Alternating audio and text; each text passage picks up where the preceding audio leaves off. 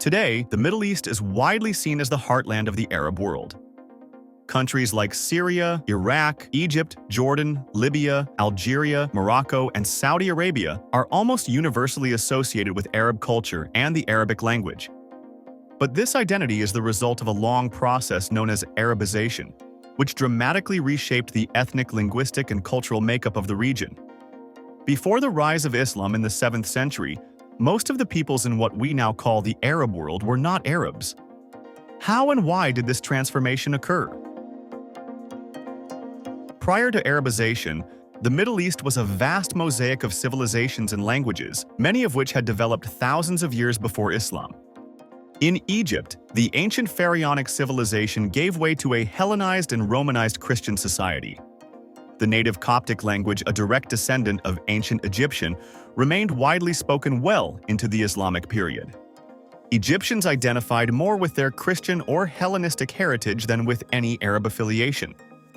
Mesopotamia is mostly modern-day Iraq and Syria. It was shaped by successive waves of Sumerians, Akkadians, Assyrians, and Babylonians. By late antiquity, Aramaic had become the region's dominant language. The area was a cultural melting pot of Zoroastrianism, Christianity, and Judaism, heavily influenced by the Persian Sasanian Empire. The Levant is modern Syria, Lebanon, Jordan, and Palestine. Greek and Aramaic were the main languages. The region had been a core part of the Byzantine Empire and was deeply Christian in its religious and cultural identity. North Africa was populated by the indigenous Berber peoples. They had their own languages and maintained unique traditions despite centuries of Roman and Byzantine rule. Christianity was widespread, especially in coastal cities. Even in the Arabian Peninsula, cultural diversity prevailed. Southern Arabia was home to the sophisticated Sabaean and Himyarite kingdoms, which were linguistically and culturally distinct from the nomadic tribes of Central Arabia. In short, the Middle East before the 7th century was not Arab but a complex network of ethnic groups and civilizations with deep historical roots. The transformation began in the early 7th century with the emergence of Islam in the Arabian Peninsula. After the Prophet Muhammad's death, Arab Muslim armies began a series of rapid military campaigns. Within a century, they had conquered vast territories from North Africa to Persia and beyond. Initially, these conquests were more about expanding Islamic rule than enforcing Arab culture. Early Muslim rulers allowed local populations to keep their languages, religions, and customs. Yet over time, the political dominance of Arab rulers combined with the religious prestige of the Arabic language as the language of the Quran gradually shifted the cultural and linguistic dynamics of the region. Arabization did not happen overnight. It was a gradual and uneven process that unfolded over centuries and varied across regions. Arabic was first adopted in the spheres of governance, law, and religion. Since the Quran was written in Arabic and Islamic prayers had to be recited in Arabic, the language gained sacred and social prestige. Islamic administration, which initially relied on Persian, Greek, and other local languages, eventually transitioned to Arabic, particularly under the Umayyad Caliphate in the 8th century. The migration and settlement of Arab tribes into conquered regions also played a role. In cities like Basra, Kufa, and Damascus, Arab garrisons evolved into major urban centers where Arabic became the dominant language. In time, speaking Arabic and adopting Arab customs came to be seen as part of being Muslim. Although non-Arab Muslims existed in large numbers, particularly in Iran and Central Asia, within the core regions of the Islamic Empire, Arab identity gained growing influence. In Egypt, the process was relatively slow.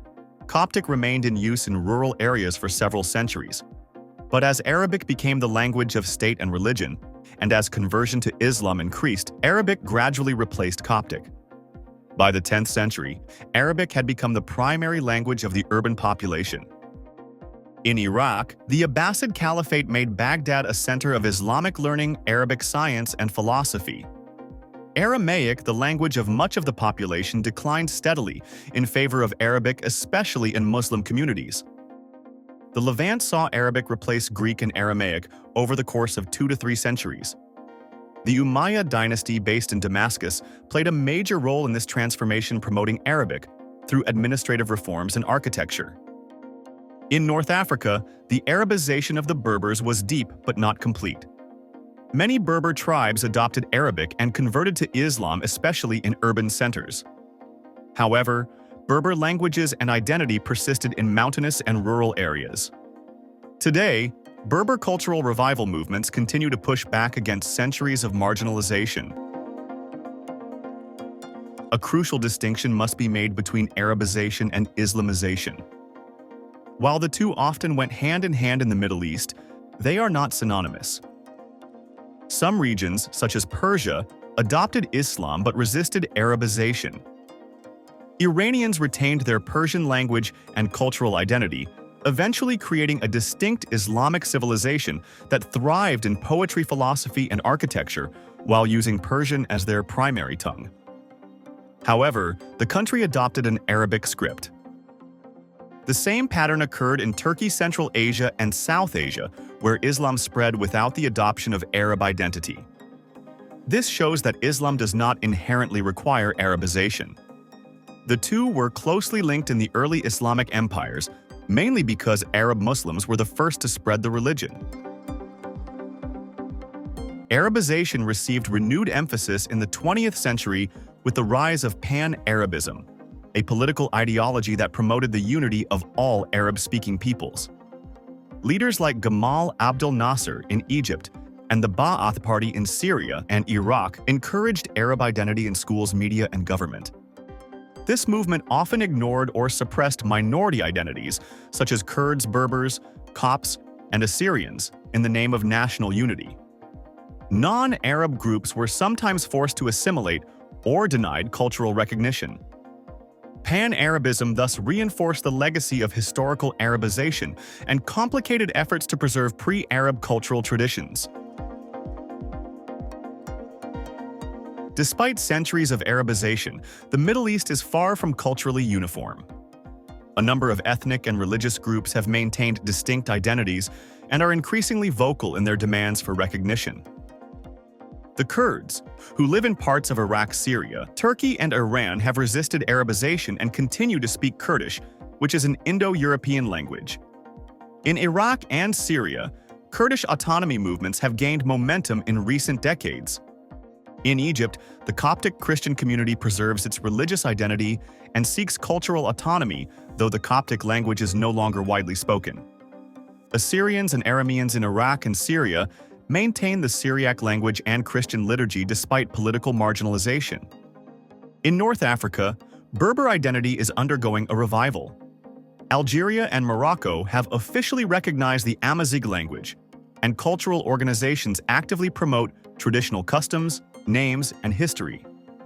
These communities highlight the enduring presence of non-Arab cultures in the Middle East. While Arabic is dominant, it does not erase the region's diverse heritage. The Arabization of the Middle East was a gradual historical process, not an inevitable outcome. It resulted from the conquests of Arab Muslim armies, the spread of Islam in Arabic, the administrative use of Arabic under Islamic empires, and the social prestige attached to Arab identity. Yet it was never complete nor uncontested. Beneath the surface of the modern Arab world lies a layered, ancient, and diverse cultural heritage. Understanding the history of Arabization allows us to appreciate the dynamic interactions that have shaped the Middle East over centuries. It also reminds us that cultural identity is not fixed. It evolves in response to religion, politics, and power. As new generations rediscover and reclaim their pre-Arab roots, the story of the Middle East continues to unfold, shaped by both its Arab past and its deeper, older foundations.